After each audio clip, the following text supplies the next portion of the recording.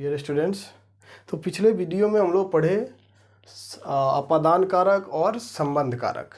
इस वीडियो में पढ़ेंगे हम लोग अधिकरण कारक, यानी अधिकरण कारक में सप्तमी विभक्ति का प्रयोग होता है। तो हम अधिकरण कारक और सप्तमी विभक्ति का प्रयोग पढ़ेंगे इस वीडियो में। आइए जानते हैं अधिकरण कारक किसे कहते हैं। तो जिससे क्रिया के आधार का बोध हो, क्रिया के आधार का बोध हो, उसे अधिकरण कारक कहते हैं। इसका चिन्ह में या पे या पर होता है तथा अधिकरण कारक में सप्तमी विभक्ति का प्रयोग होता है। जिससे क्रिया के आधार का बोध हो उसे अधिकरण कारक कहते हैं। इसका चिन्ह में पे पर होता है और अधिकरण कारक में सप्तमी विभक्ति का प्रयोग होता है। जैसे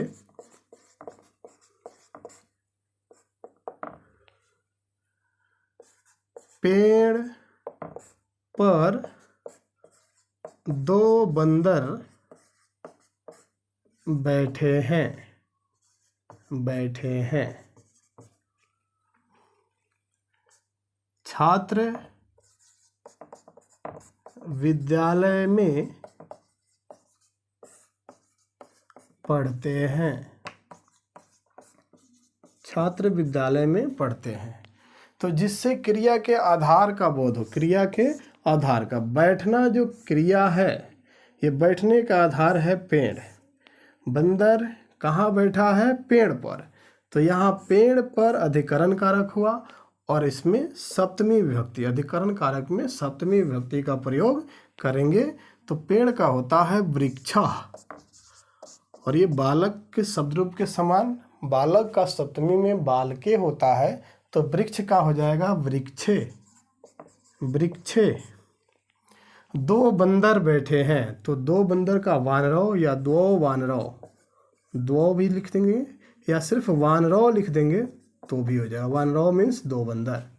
अब बैठते हैं तो बैठना का उपविशति होता है, उपविशति उपविशता, दो द्विवचन में है तो उपविशता, बैठना का उपविशता। उसके बाद है छात्र विद्यालय में पढ़ते हैं। पढ़ना जो क्रिया है इसका आधार है विद्यालय।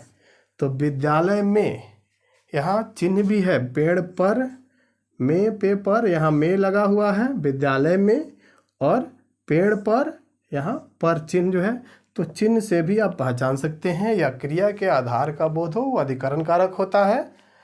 आधारो अधिकरणम होता है। तो यहाँ विद्यालय में अधिकरण कारक हुआ, तो इसमें सप्तमी विभक्ति का प्रयोग करेंगे। छात्र पढ़ते हैं, बहुत से छात्र हो गए, तो छात्र बहुवचन में छात्र छात्राओं छात्रा हो जाएगा, छात्रा। और विद्यालय में, तो यहाँ विद्यालय में सप्तमी, तो विद्यालय का विद्यालय होता है, यह बालक के समान चलेगा, पुल्लिंग शब्द रूप है। तो बालक का बालके होता है, तो विद्यालय का विद्यालय हो जाएगा, विद्यालय। सप्तमी में क्या हो जाएगा? विद्यालय। सप्तमी एक वचन लगेगा, एक विद्यालय में है, विद्यालय। और पढ़ते हैं, छात्रा बहुवचन है, तो पढ़ती पढ़ता पठंती बहुवचन का प्रयोग करेंगे, पठंती।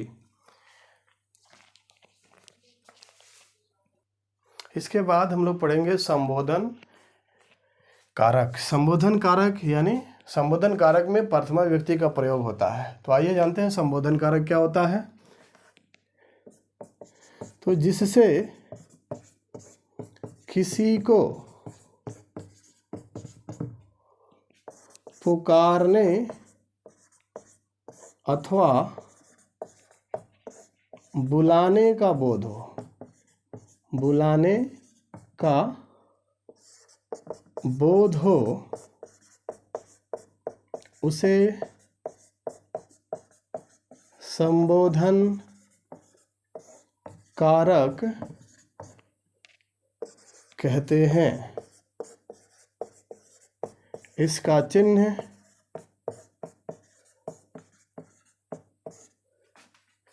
हे, अरे होता है तथा संबोधन कारक में प्रथमा विभक्ति का प्रयोग होता है। जैसे हे कृष्ण यहाँ आओ।